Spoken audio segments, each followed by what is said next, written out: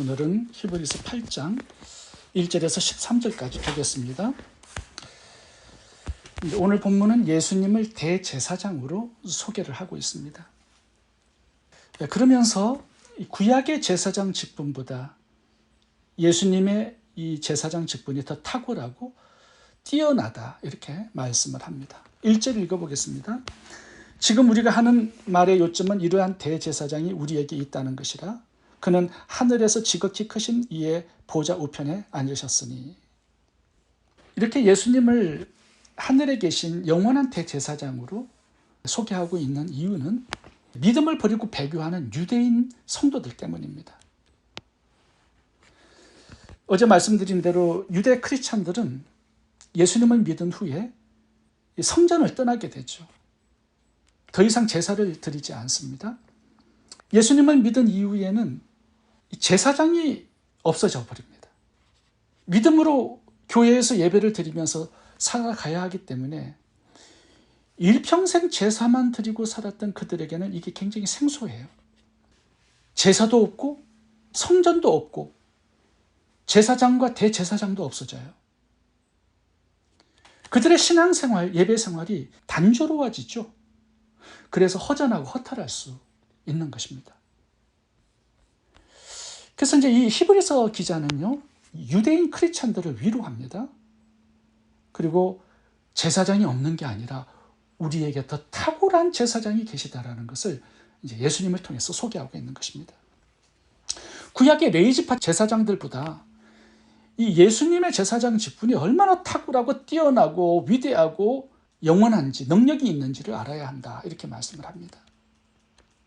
완전히 차원이 다른 예수님의 대제사장 사역이다, 이렇게 말씀을 하는 것이죠. 예수님의 제사장 직분이 뛰어나고 능력 있고 차원이 다를 수밖에 없는 이유가 하나 있습니다. 1절에 보시면 예수님께서 지상이 아니라 하늘에 계시기 때문이다라고 말씀을 합니다. 1절 보시면 그는 하늘에서 지극히 크신 이의 보좌 우편에 앉으셨으니, 하늘에 계시고 보좌 우편에 앉아 계세요. 예수님은 하나님이세요. 예수님의 위치가 보좌 우편입니다.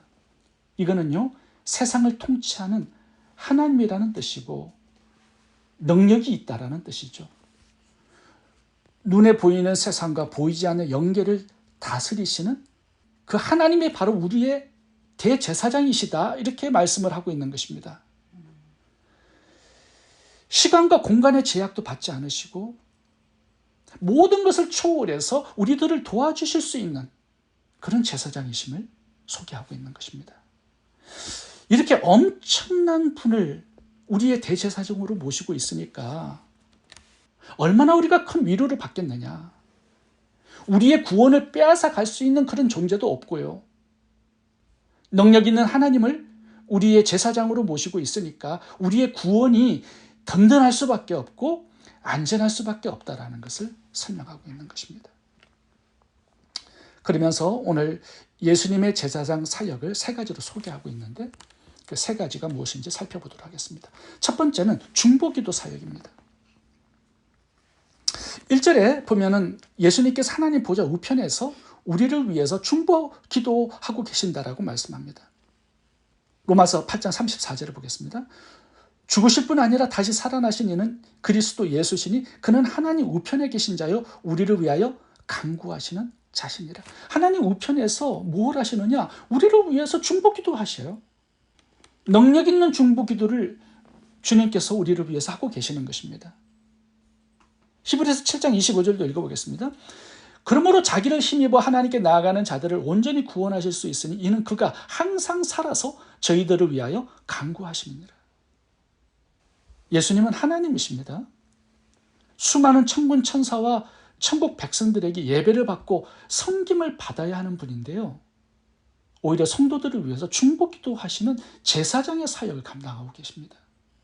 예수님이 부활하셔서요, 하나님으로 복구하신 게 아니에요. 우리를 섬기기 위해서 대제사장으로 복귀하신 것입니다. 이 지상에서도 섬겨주셨지만 천국에서도 영원히 우리를 섬기고 계시는 것입니다. 우리의 구원과 우리의 믿음을 위해서 지금도 쉬지 않으시고 중보기도 하시면서 제사장의 사역을 감당하고 계세요. 하나님 보좌 우편에서 기도하신다라는 건요, 예수님의 중보기도가 강력하고 능력이 있다라는 뜻이죠. 하나님의 기도이기 때문에 그런 것입니다. 그 능력의 기도가 보좌에서 흘러나와서 지금 내가 살고 있는 내 삶의 현장에 끊임없이 부어지고 있다는 것을 알아야 합니다. 주님의 기도가 우리를 향하고 있기 때문에 우리의 삶에 얼마나 큰 힘과 위로가 되겠습니까? 여러 가지 고난과 역경, 문제로 지쳐서 하나님께 나아갈 힘이 없을 때 예수님께서 능력 있는 기도로 우리를 위해서 중보기도하고 계시다라는 이 사실을 기억할 수 있기를 바랍니다. 두 번째 예수님의 사역은 가장 좋은 것을 주시는 사역입니다. 3절과 4절을 읽어보겠습니다. 대제사장마다 예물과 제사드림을 위하여 세운 자니 그러므로 그도 무엇인가 드릴 것이 있어야 할지니라. 예수께서 만일 땅에 계셨더라면 제사장이 되지 아니하셨을 것이니 이는 율법을 따라 예물을 드리는 제사장이 있습니다. 3절에 보면은 구약 제사의 특징을 말씀하죠. 예물 없이는 하나님께 나아갈 수 없어요. 그러니까 예배를 드리기 위해서는 짐승을 잡아 그 피로 하나님께 나아가야 합니다. 제물이 있어야 되는 거예요. 흠없는 짐승을 하나님께 예물로 드려야 했습니다. 예수님도 제사장이기 때문에 이 제사장 직분을 감당하려면 하나님께 드릴 제물이 있어야 된다는 거예요. 예수님은 자신의 흠없는 몸을 하나님께 제물로 드렸습니다. 예물은 예수님 자신의 몸과 피입니다. 갈라디아서 1장 4절을 보겠습니다. 그리스도께서 하나님 곧 우리 아버지의 뜻을 따라 이 악한 세대에서 우리를 건지시려고 우리 죄를 위하여 자기 몸을 드리셨으니. 예수님의 몸이 제물이에요. 자기의 몸을 잡은 겁니다. 그 피를 가지고 우리를 속죄한 거예요. 히브리서 10장 10절입니다. 예수 그리스도의 몸을 단번에 들이심으로 말미암아 우리가 거룩함을 얻었노라. 우리를 속죄하는 그 제사가 쉽지 않았습니다. 왜냐하면 예수님의 목숨을 담보로 하고 있기 때문에 그래요. 자신을 죽여야 돼요.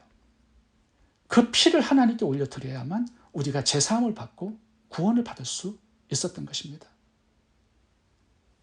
예수님은 가장 좋은 것, 자기 자신을 우리에게 주신 것이죠. 그래서 우리가 속죄함을 받고 생명을 얻은 것입니다. 예수님이 우리의 대제사장이 되시기 위해서 엄청난 값을 지불하셨습니다. 자신의 목숨이죠. 이것은요, 이 정도로 나를 사랑하신다라는 뜻입니다. 그 정도로 나를 가치 있게 여겨주신다라는 의미예요. 사랑하면요, 가장 좋은 것을 내어주고 자기 목숨까지 주어도 아깝지 않은 것입니다. 예수님께서 우리를 그렇게 하셨던 것입니다. 나는 선한 목자라 선한 목자는 양을 위하여 목숨을 버리거니와 나는 양을 위하여 목숨을 버리노라. 예수님께서 목숨을 버리시고 우리는 생명을 얻은 것입니다. 이것이 제사장으로서 예수님의 사역이었습니다. 그렇다면 지금은 어떨까요? 지금도 마찬가지예요. 로마서 8장 보시면요, 예수님은 자신의 몸과 피만 주시는 게 아니에요. 지속적으로 우리들에게 좋은 것을 공급해 주시겠다라고 말씀합니다. 로마서 8장 32절 읽어보겠습니다. 자기 아들을 아끼지 아니하시고 우리 모든 사람을 위하여 내어주시니까 어찌 그 아들과 함께 모든 것을 우리에게 은사로 선물로 주지 아니하시겠느냐. 다 주시겠대요. 예수님만 주신 게 아니라요, 천국까지 주시려고 준비하고 있어요. 우리를 천국의 상속자로 삼으신 거죠. 내가 그렇게 소중하고 가치 있고 사랑을 받는 존재임을 알아야 합니다. 우리의 자존감을 예수님 안에서 찾아야지 세상에서 우리의 어떤 위치, 직장, 신분, 학벌 학벌, 재산, 이 세상의 어떤 성공과 성취를 가지고 자존감을 찾으려면요, 그거 힘듭니다. 자존감이 좀 낮은 분들이 좀 계세요. 그런 분들은요, 예수님이 자신의 몸을 찢고 그 피를 들여서 나를 구원했다는 사실을 항상 기억할 수 있어야 합니다. 세 번째, 예수님의 사역은 새 언약을 주시는 것입니다. 이제 6절부터 보시면요, 언약이라는 단어가 굉장히 많이 나옵니다. 6절부터 읽어보겠습니다. 이제 그는 더 아름다운 직분을 얻으셨으니 영원한 대제사장, 이 직분이죠. 그는 더 좋은 약속으로 세우신 더 좋은 언약의 중보자시라. 7절, 첫 언약은 무엄하였더라면 둘째 것을 요구할 일이 없었으려니와. 8절 보시면 새 언약을 맺으리라. 언약이라는 단어가 굉장히 많이 나옵니다. 그리고 비교해 놓았어요. 7절 보면 첫 언약과 둘째 언약을 비교해 놓았습니다. 그리고 8절 보면 새 언약이라는 단어가 나옵니다. 6절 보면 더 좋은 언약, 약속이라는 단어가 나오죠. 첫째 언약은요, 시내산에서 모세를 통하여서 맺은 언약입니다. 시내산에서 율법을 하나님께서 주셨어요. 그 율법을 통해서 하나님과 이스라엘 백성들이 언약을 체결했습니다. 둘째 언약은 예수님을 통해서 맺는 언약입니다. 이것이 둘째 언약, 새 언약, 더 좋은 언약으로 표현되어 있습니다. 그렇다면 왜 둘째 언약이 첫째 언약보다 더 좋은 언약이 될까요? 7절에 보면 첫 번째 언약에는 문제가 있다라고 말씀하세요. 7절 읽어보겠습니다. 첫 언약이 무엄하였더라면, 흠이 있었다라는 거죠. 둘째 것을 요구할 일이 없었으려니와. 자, 그러면 첫째 언약이 무슨 문제가 있었을까요? 모세를 통하여서 시내산에서 주신 언약입니다. 출애굽기 19장을 보면요, 그 내용이 자세히 나와 있습니다. 하나님께서 시내산에서 임재하셨어요. 그리고 이제 모세에게 율법을 주시면서 백성들과 언약을 체결하십니다. 너희가 이 말씀을 지키고 순종하면 너희들은 내 백성이 되고 나는 너희들의 하나님이 되리라. 백성들이 아멘, 우리가 하나님의 말씀에 순종하겠습니다, 이렇게 해서 언약을 체결하는 장면이 나옵니다. 읽어보겠습니다. 출애굽기 19장 5절 6절.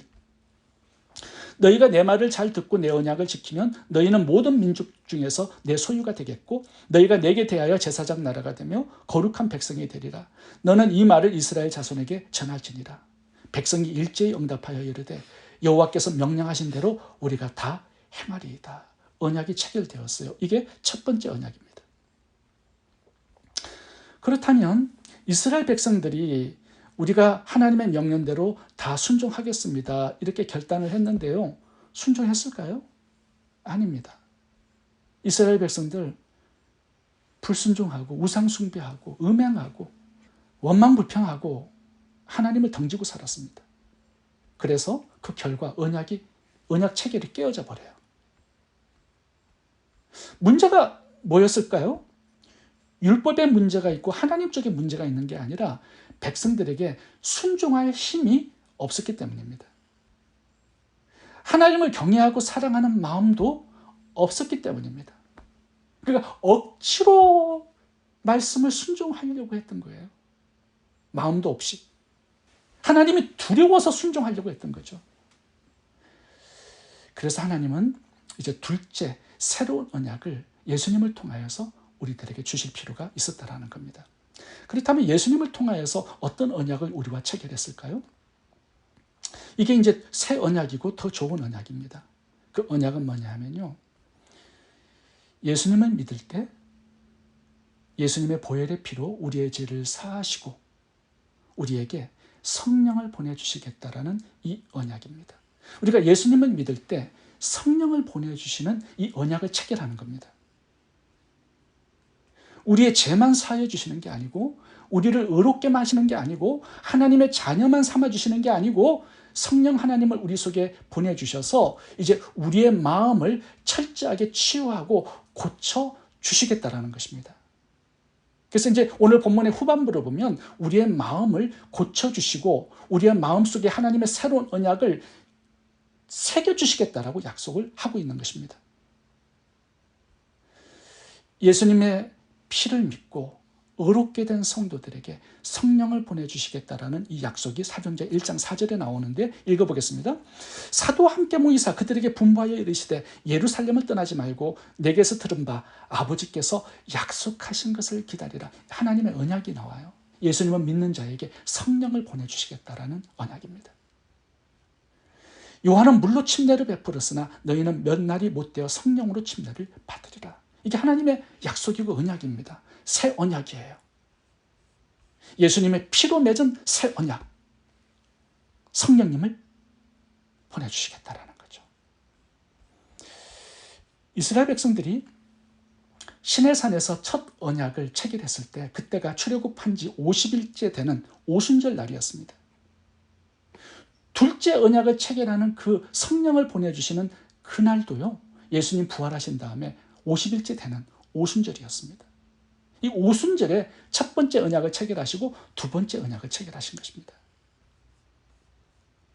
다시 말하면 예수님께서 속죄 사역을 이루시고 성령이 오시기 전까지는 하나님과의 이 언약 체결이 성공적일 수 없다라는 거예요. 이제 성령께서 오셔서 이제 하나님이 우리의 하나님이 되고 나는 하나님의 백성이 되는 이 언약이 성공적으로 체결이 되고 완성이 됩니다. 어떻게 될까요? 어떻게 그렇게 될까요? 성령님이 오셔서요, 예수님을 알고 믿게끔 만들어주세요. 그렇지 않아요? 우리가 2000년 전에 죽은 예수 그리스도를 내 마음에 구원자로 하나님으로 모셔드린다. 이거요, 굉장한 믿음입니다. 성령께서 주시기 때문에 가능한 거예요. 또 말씀을 깨닫게 해주시는 사역을 하시죠.